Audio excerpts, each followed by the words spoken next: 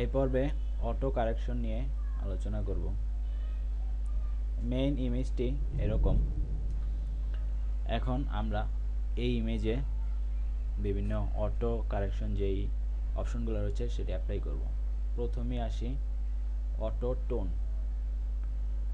Auto tone এই পিকচারটিতে আমরা যদি অটো টোন অপশনটি সিলেক্ট করতে চাই বা অ্যাপ্লাই করতে চাই, সেক্ষেত্রে এখানে ইমেজ মেনুতে গিয়ে অটো টোন অ্যাপ্লাই করলাম। তাহলে দেখুন এই ইমেজটি অটো টোন হওয়ার পরে কেমন হয়েছে। আরও কিছু অপশন রয়েছে। এরপরে আমরা অ্যাপ্লাই করব অটো কন্ট্রাস্ট। ইমেজ মেনুতে গিয়ে অটো কন্ট্রাস্ট, হ্যাঁ এই অটো অপশনটি মোটামুটি এই ইমেজের জন্য সুইটেবল। অবশ্যই প্রত্যেক ইমেজে একই রকম ইফেক্ট হবে এরকম নয়, এক এক ইমেজে এক এক রকম ফলাফল দেখাতে পারে। এবার আমরা অটো কালার এই অপশনটি ব্যবহার করব। অটো কালার, দেখুন এটিও খুব বেশি ভালো মনে হচ্ছে না। সবশেষে অটো ব্রাইটনেস কন্ট্রাস্ট এই অপশনটি ব্যবহার করব। এই ব্যবহার করতে ইমেজ মেনুতে গিয়ে অ্যাডজাস্টমেন্ট ব্রাইটনেস কন্ট্রাস্ট, দেখুন এমন একটি টুলস আসবে। এখানে CS6 এই ভার্সনে দেখুন অটো একটি কমান্ড রয়েছে, এখানে ক্লিক করুন। কিছু সময় লাগবে কারণ ফটোশপে এই সময়টাতে এই ছবি নিয়ে আলোচনা করছে, এই ছবি নিয়ে ক্যালকুলেশন করে তারপর এই ফলাফল প্রদর্শন করবে। দেখুন এই কারেকশনটি মোটামুটি অন্যগুলোর চেয়ে ভালোই হয়েছে, তবে অটো কন্ট্রাস্ট এবং অটো ব্রাইটনেস কন্ট্রাস্ট দুটির সাথে আমরা তুলনা করে দেখতে পারি। এটি হচ্ছে অটো ব্রাইটনেস কন্ট্রাস্টের ফলাফল আর এটি হচ্ছে অটো কন্ট্রাস্টের ফলাফল।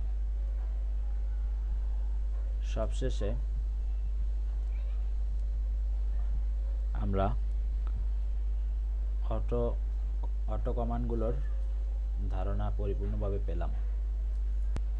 তবে সব ইমেজে অটো কমান্ড দিয়ে ভালো রেজাল্ট পাওয়া যাবে এমন আশা করা যাবে না। যেমন আমরা এই ইমেজটি দেখতে পাচ্ছি একটু ডার্ক টাইপ, অন্ধকার, তো আমরা এই ইমেজে এখন অটো অপশন ব্যবহার করব। ইমেজ মেনুতে গিয়ে অ্যাডজাস্টমেন্ট ব্রাইটনেস কন্ট্রাস্ট এই অপশনটি সিলেক্ট করে আবার অটোতে আমরা ক্লিক করি। দেখুন এই ক্লিক করার পরে কারেকশন হয়েছে, তবে ঠিক মন মতো হয়নি। এখন আমরা ইচ্ছা করলে এই ভলিউমগুলো বাড়িয়ে কমিয়ে আমাদের মন মতো ভ্যালু দিতে পারি। আমি এখানে 100 দিলাম, বা এভাবে কিবোর্ড দিয়েও আমরা দিতে পারি। এবং কন্ট্রাস্ট এই অপশনটি বাড়িয়ে কমিয়ে আমরা আমাদের মন মতো দিতে পারি। আমি এক্ষেত্রে এখানে 50 দিলাম।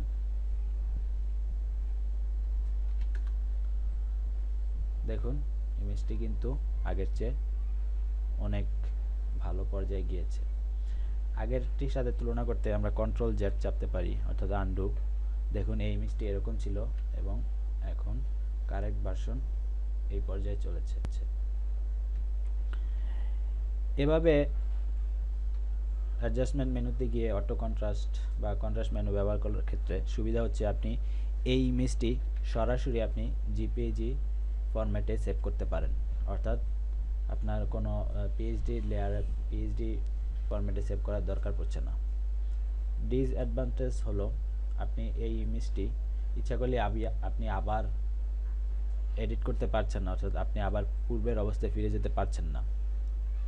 সেক্ষেত্রে আপনি যদি এটা আবার পূর্বের অবস্থায় যেতে চান বা এডিট করতে চান, সেক্ষেত্রে এখানে দেখুন একটি আইকন রয়েছে অ্যাডজাস্টমেন্ট লেয়ার, এখান থেকে ব্রাইটনেস কন্ট্রাস্ট এই অপশনটি সিলেক্ট করতে পারেন, অথবা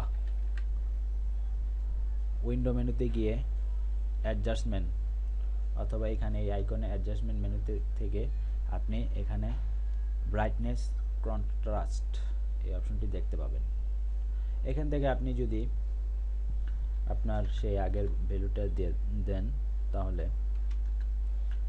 দেখুন এখানে আপনি আপনার ইমেজটি সুন্দরভাবে দেখতে পারবেন। তো আপনি চাইলেই এই ইমেজটি এই লেয়ারটি এডিট করতে পারেন, যেমন আমি এটা অফ করে দিতে পারি বা আবার অন করতে পারি। এছাড়া এখানে ডাবল ক্লিক করে আপনি এই প্যানেলটি আবার ফিরিয়ে আনতে পারেন এবং আপনি আপনার ভ্যালুটি আবার পরিবর্তন করতে পারেন। এভাবে আপনার প্যানেলে অ্যাডজাস্টমেন্ট লেয়ার আপনার সুবিধা মতো ব্যবহার করতে পারেন। পরবর্তী পর্বে এ বিষয়ে আরও বিস্তারিত আলোচনা করব, সাথেই থাকুন।